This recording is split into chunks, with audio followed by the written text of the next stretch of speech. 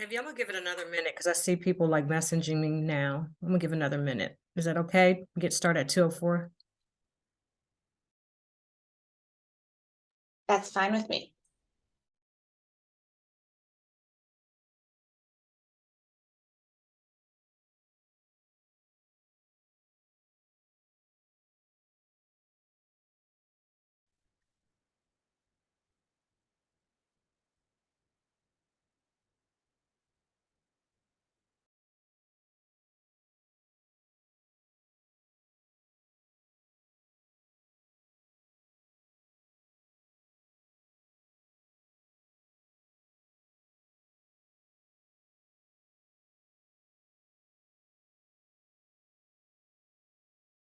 Okay, I'm a respecter of times.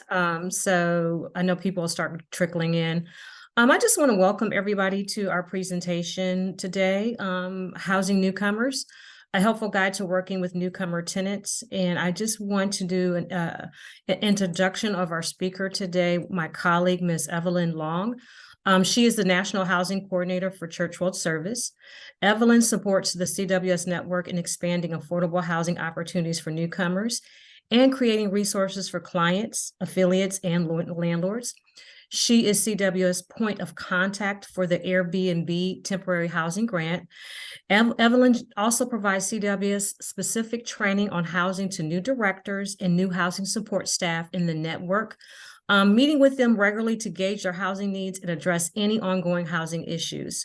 Evelyn has been working in refugee resettlement for 7 years, both on the local and national level, spanning several departments, which has provided her with holistic expertise on reselling and housing newcomers. Thank you, Evie. We know her as Evie. So thank you, Evie. She has been a tremendous amount of support and resources for refugee housing solutions. So thank you for conducting this training, and I'm going to hand it over to you. All right, thanks so much. And thanks for that great intro, Lynette. So today's training is really focused on renting to newcomer tenants. So I know that there's a mixed group of people on the call today. Some may already work with refugees in a settlement office, and others may be looking to rent to new refugees. If everyone could put yourself on mute for now, and we will have question and answers time later, that would be great. So some of you are looking to get into renting to refugees as property managers and landlords, and others are just looking at how to accurately explain what it is to work with a resettlement office and to rent to newcomer tenants. So we're going to start off today with who are refugee and newcomer tenants. This is if these are the people we're talking about, we need to know who they are. So refugees are someone who's been forced to flee his or her country, their country, because of persecution, war, or violence. Refugee status is a form of protection that can be granted to people who meet the definition of a refugee and are of special humanitarian concern to the United States. Refugees are generally people who are outside of their country and are unable or unwilling to return home because they fear serious harm. So that's just kind of an idea of that. Usually a refugee should have a well-founded fear of persecution for reasons of race, religion, nationality, political opinion, or membership in a particular group. And that's the official definition, just so you know. Most likely, they cannot return home or are afraid to do so. War, ethnic, tribal, and religious violence are leading causes in refugees fleeing their country. 69% of those who are displaced across borders come from just 5 countries. So some of the largest refugee populations in the world are from Syria, Venezuela, Afghanistan, South Sudan, and Myanmar.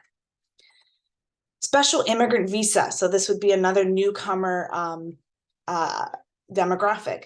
So these special immigrant visa holders are part of a program that's available for persons who worked with the U.S. Armed Forces or under the Chief of Mission Authority as a translator or interpreter in Iraq or Afghanistan. You may have heard a lot about special immigrant visa holders in the news with the large influx of Afghans who were being lifted out of Afghanistan at the fall of Kabul last fall.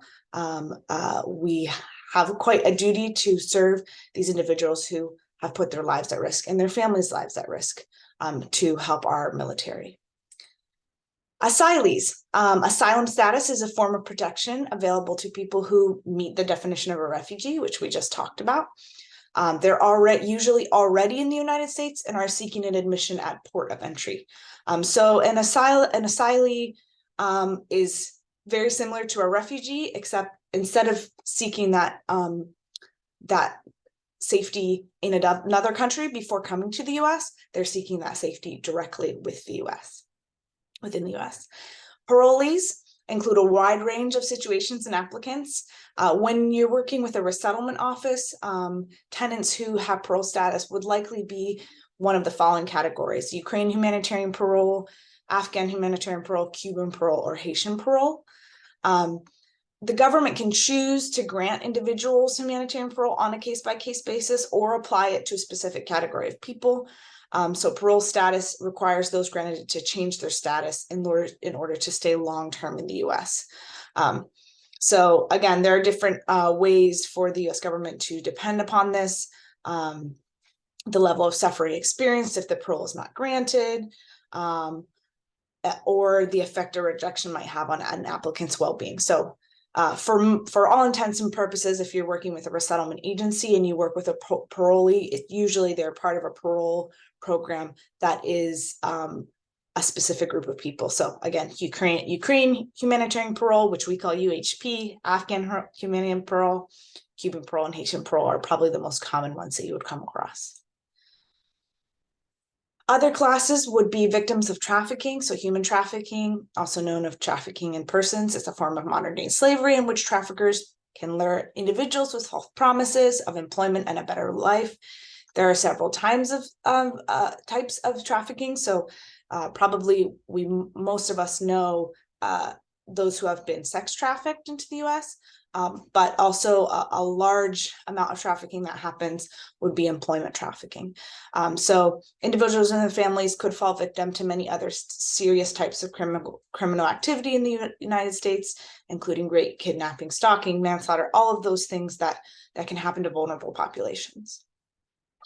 These victims of trafficking would usually have a official status as a victim of trafficking, that they would be able to have a status to be able to stay here on a permanent basis due to the criminal acts against them. And then asylum seekers. So when people flee their own country and seek sanctuary in another country and apply for asylum, they have the right to be recognized as a refugee and receive legal protection and material assistance.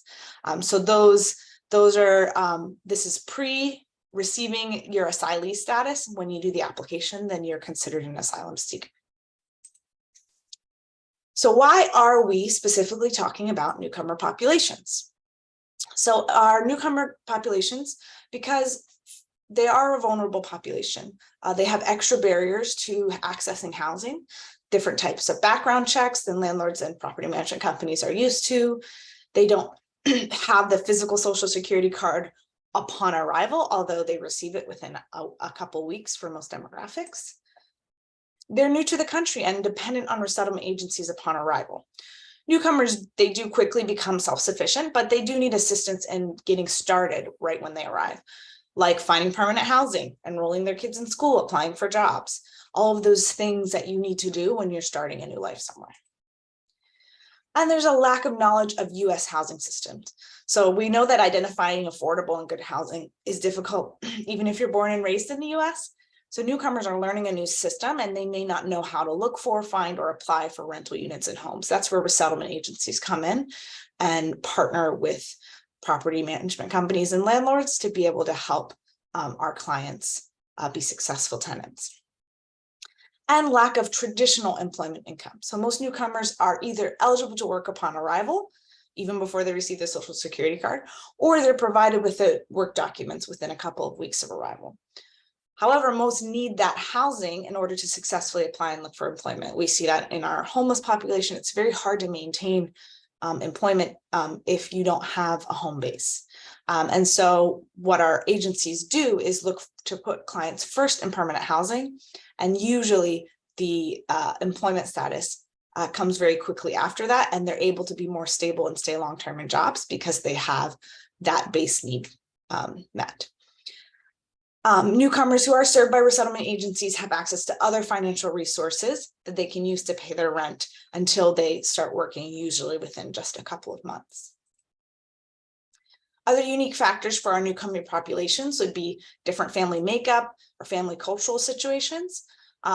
Newcomers' experiences do vary, but many are dealing with being separated from other family members.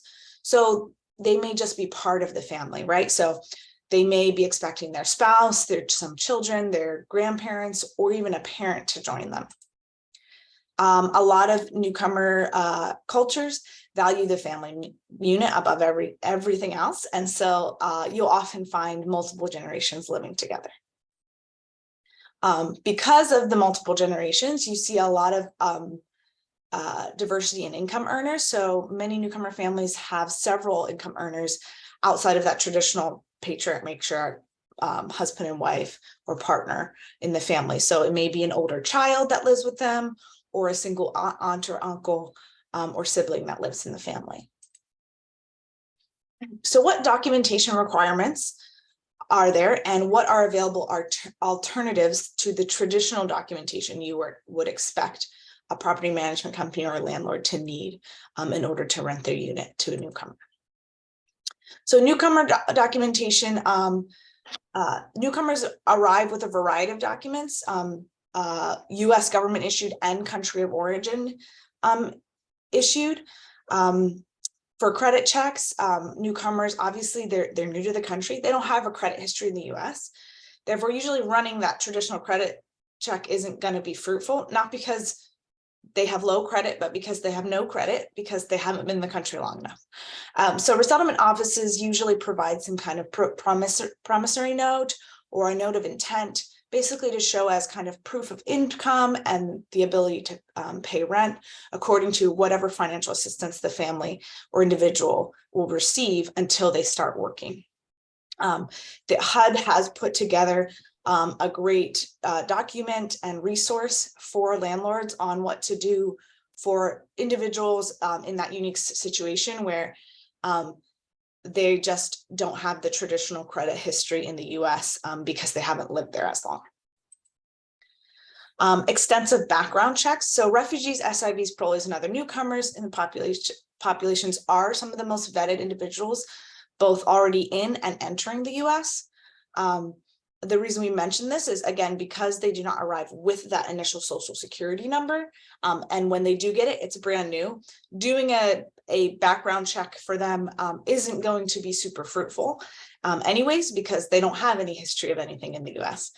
However, they have been screened extensively prior to arrival through the United States Citizen and Immigration Services, through the Department of Homeland Security, through UNHCR, United Nations High Commission for Refugees, and newcomers receive those social security cards within a month of arrival.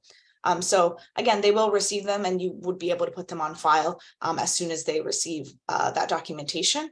However, right upon arrival, they wouldn't be able to run that traditional check. But thankfully, we know that just the mere fact that they are in this country with refugee and newcomer statuses means that they have passed all of these screenings prior to arriving to the US.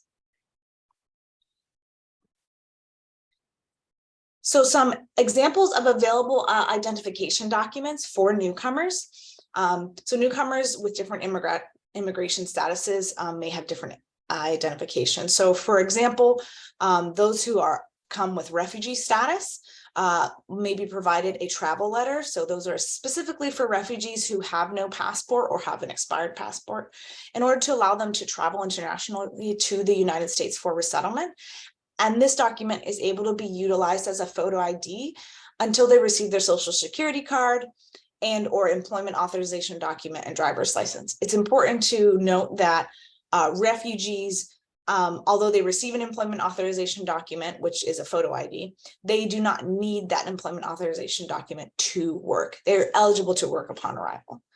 So if they don't have the employment authorization document, they could get a driver's license or something as another form of photo ID. The travel letter is government stamped by the Department of Homeland Security, and it is a legal form of photo identification in the United States.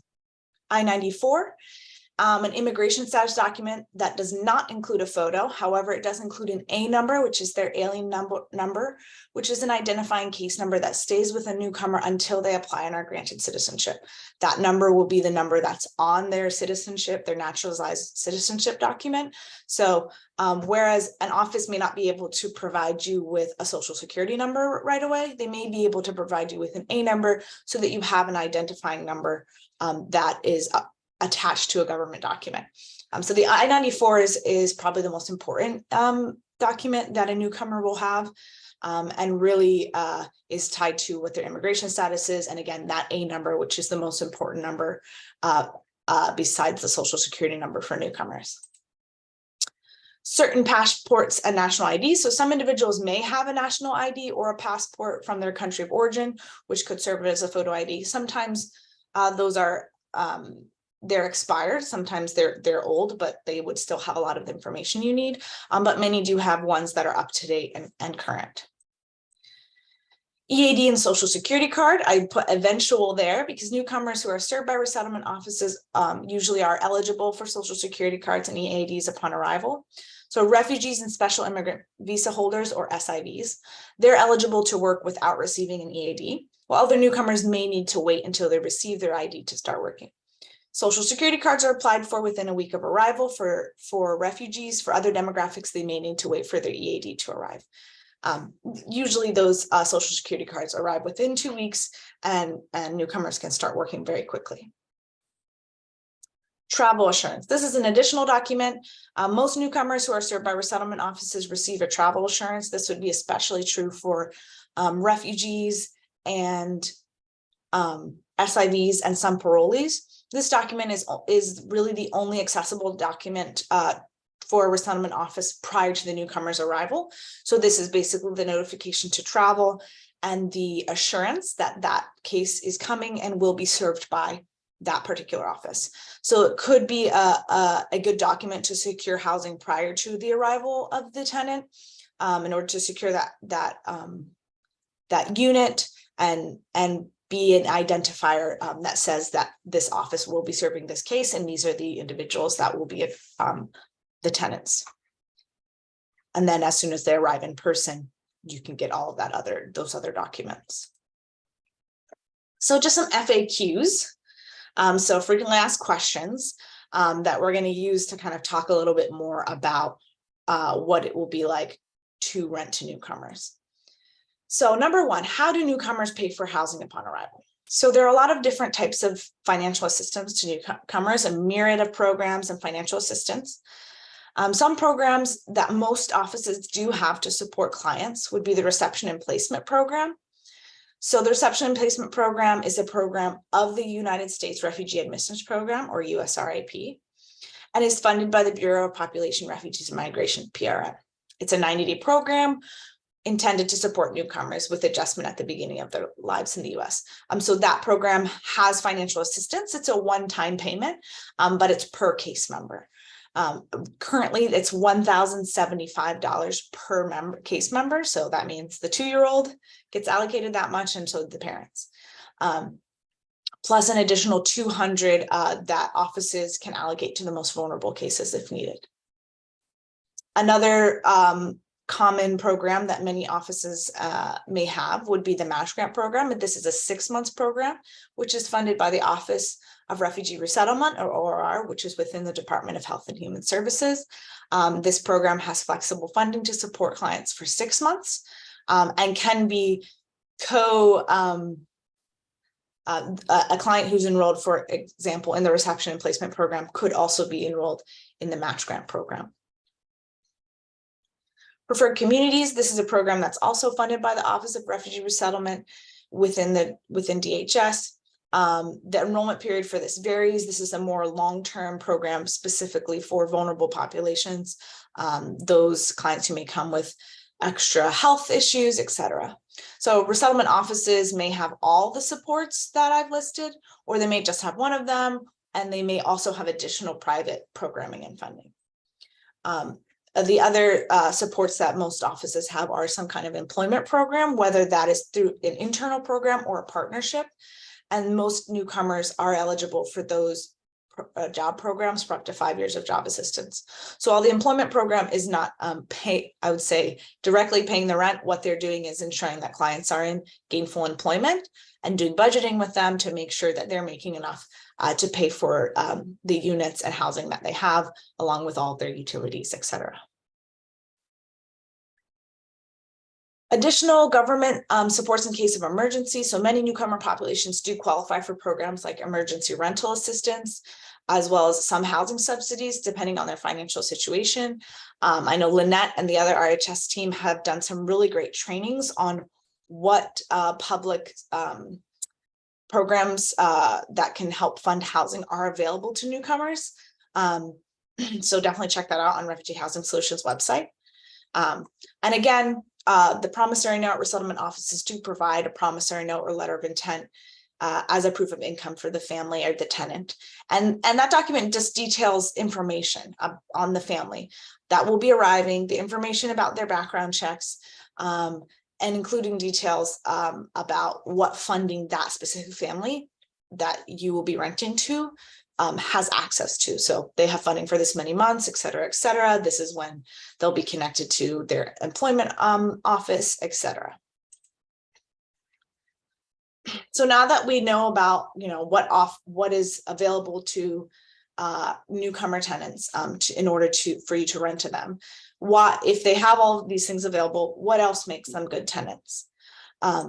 So I want to highlight the newcomer background. So for a lot of newcomers, the wait for resettlement to a third country can be years long, sometimes generation long waits, right? So sometimes you've had families who've been waiting in refugee camps for a generation or two. So they're eager to start a new life. They're incredibly thankful for new opportunities, and they're really proud to have a house of their own. So for some families, it could be the first Western style home that they have. And parents are super eager to make better lives for their children. And because of this, they usually take tenancy or the opportunity to be tenants and homeownership really seriously. Newcomers are all provided with housing orientation. So they receive housing orientation both in formal class sessions, which is a requirement with the US government, and with impromptu and more informal hands-on orientation when they first move in and throughout the time the resettlement office is serving them. Our clients have an amazing willingness to learn new things. As previously noted, they're eager to start new lives.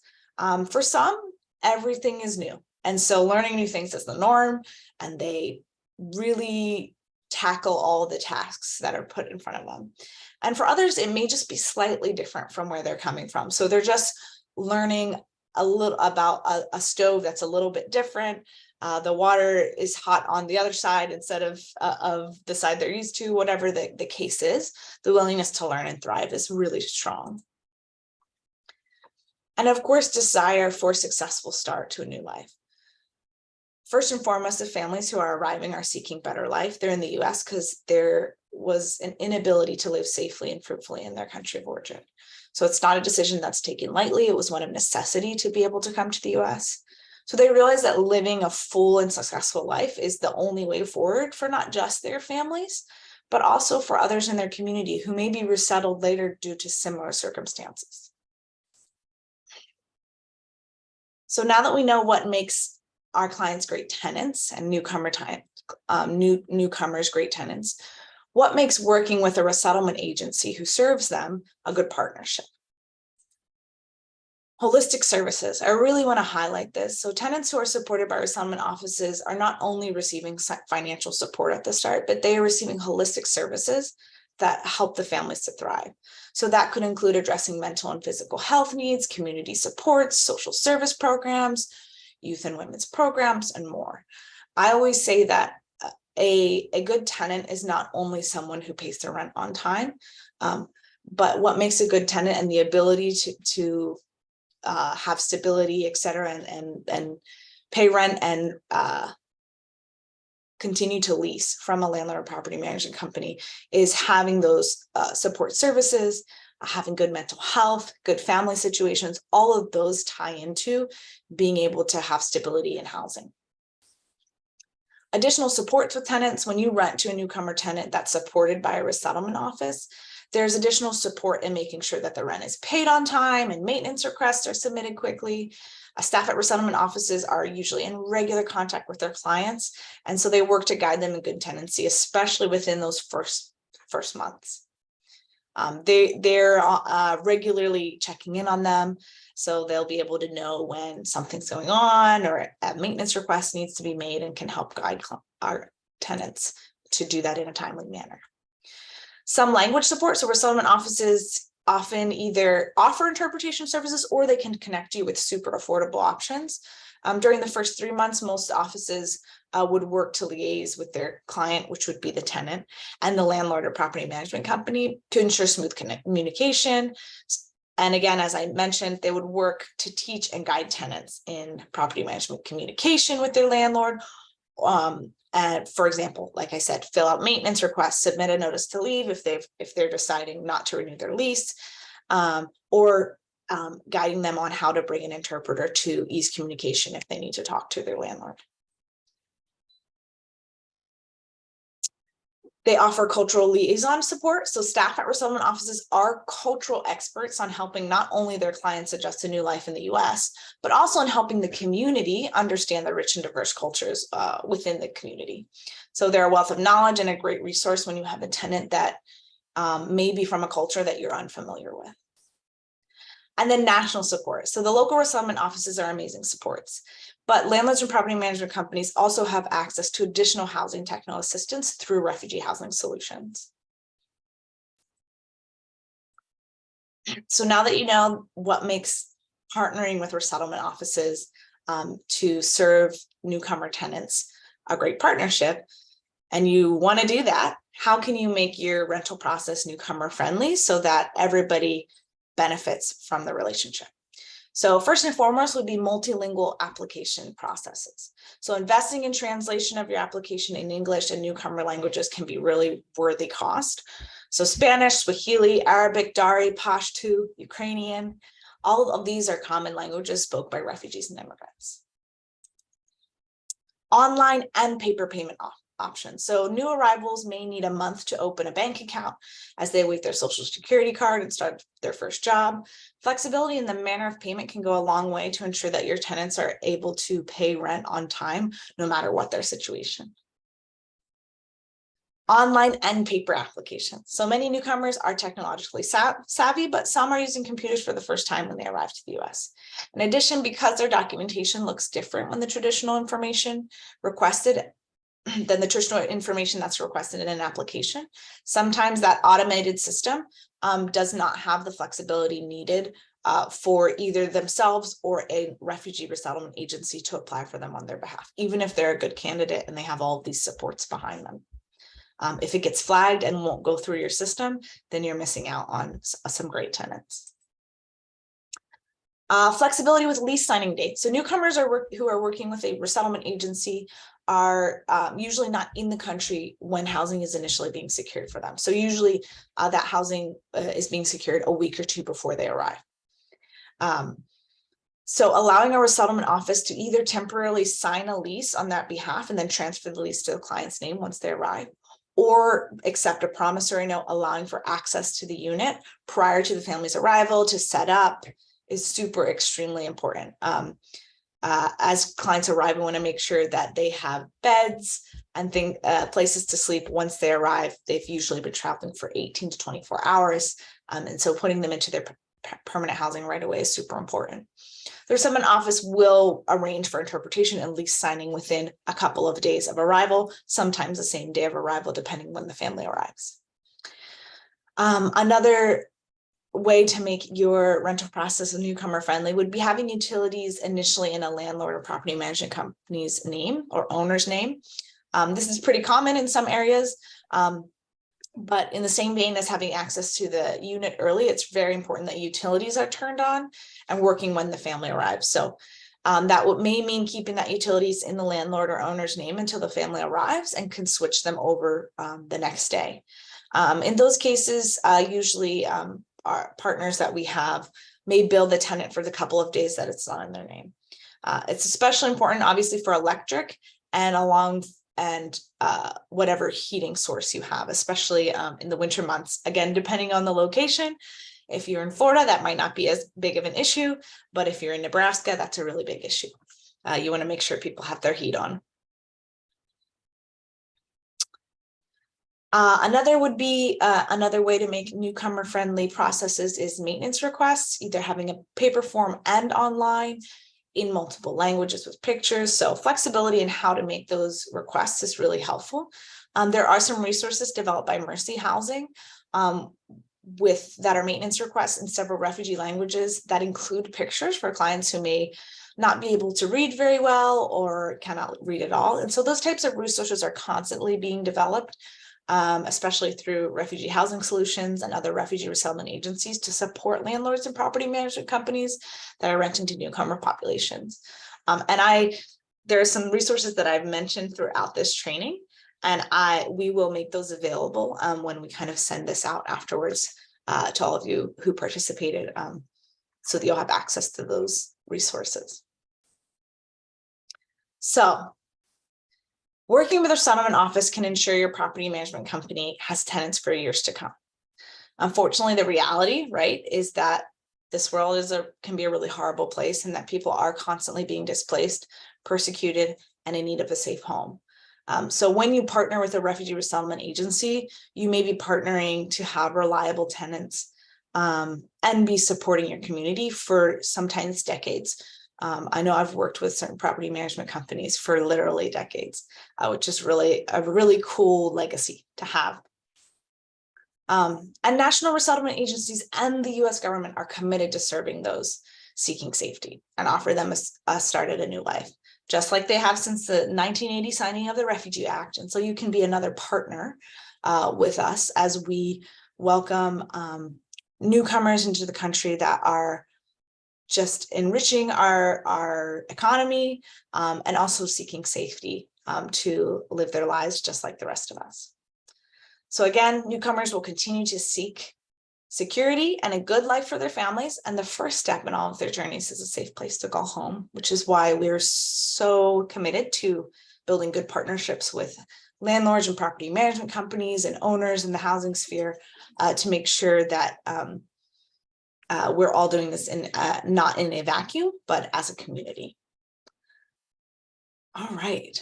Thank you all. I have a lot of resources that will fall out, but I think we have plenty of time for questions and answers. I know I flew through that, and I apologize if I missed any questions, etc., but I want to make sure we got that in. So for those who are there, feel free to unmute yourself or put any questions in the chat. Again, I put the resources, a lot of this is where some of the information provided on the slides are from, and then I will also include when we email out the recording, some of those other resources I mentioned. Again, the HUD resource is already on here, but I'll include those Mercy Housing resources as well. So if anyone has any questions or comments, feel free to unmute yourself or type in the chat.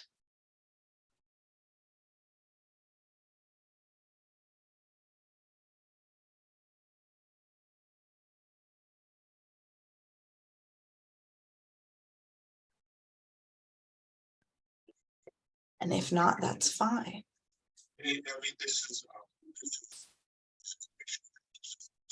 Hey, Arjun, I can't quite hear you very well. Can you hear me now? Yes, now I can. Okay, sorry. Hi, Abby. This is and everybody else. I'm Arjun Bassett, housing coordinator for Youth and Family Services in Nebraska and Western Iowa. And this was a great presentation. Can you forward this presentation to us, and can we use it, white label it and use it? Yes, so we will be recording this and sending it out to everyone to be able to circulate to property management companies, etc., landlords that you are participating with. If you're not a landlord on the call, if you're someone that's working to make new ones, so we will be sending all of this out. Yes. Okay, thank you so much. I just want to present it to the landlords in my area. Is that okay? Absolutely. Okay, thank you. And one thing we would ask for you, because again, we have to make sure we report all our outreach. Please report back to us when you do use this material to let us know how it goes over with your landlords or property managers you're trying to recruit or to retain, because that helps us a lot to know what type of materials to provide you. Absolutely. So please reach out. I will put my actual email in the chat. So if you're using any of this material, the presentation, please give us some feedback how it's working. If you need additional resources, that's what we're here for. Absolutely. And it would also Absolutely. be loaded on our website as well. Absolutely. I wish I had this 1 year ago.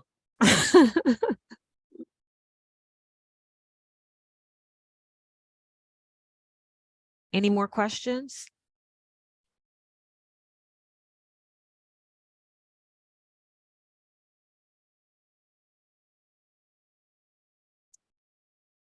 You did such a great job, Evie.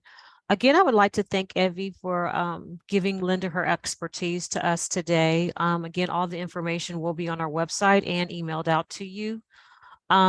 We will ask for you to take a short survey. It's just only 3 questions because, again, we need this feedback to give back to PMR to justify all the great work we're doing. And also, if there is any future trainings you want or anything that you think that you need, resources, please feel free to reach out to us to let us know. So we need your feedback as well. So again, Evie, I want to thank you for this opportunity, for lending your expertise to us today. And everyone have a wonderful, wonderful Christmas and holiday season, and be safe and be blessed.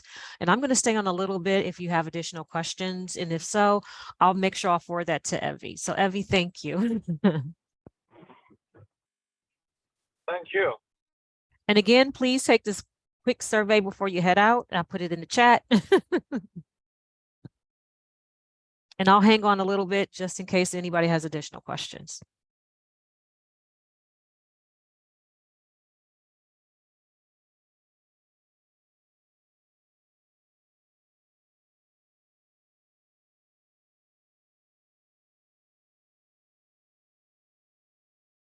Hey, Lynette, if there's any other training, Evie has my email too. And please, I think I put my email in the registration too. If there's any other housing related training, please include me. I would do that. This is our last training for the year for 2022, but we will be having a lot of trainings coming up 2023. So follow our website. But we also have had some previous trainings. If you go on our website, that's housing related. 2 of them of how to apply for public housing and housing choice voucher program to help a client with that if they're interested in that. Because a lot of misconceptions is that newcomers do not and parolees do not qualify for public housing, which they do. So we do have some additional, and you know what? I have your email. I'll just send that to you directly, the link, so you'll have that, okay? Thank you so much. You're welcome, sir. Thank Oh, you. there's another one. Yes, next year I plan on having a HUD's rapid rehousing training. And then we'll send you guys updates as well.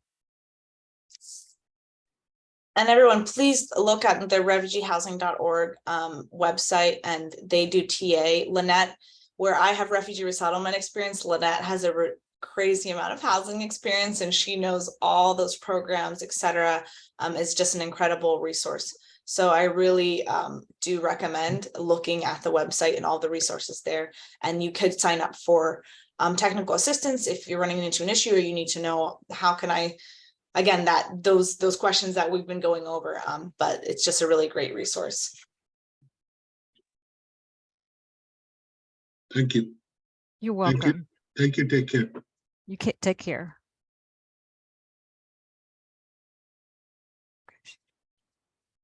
All right, I think we can end. And again, those who have more questions can stay on, but otherwise I think we can probably close up. Lynette, I'll stop recording. Okay, I'm trying to copy all these questions. Okay, good job.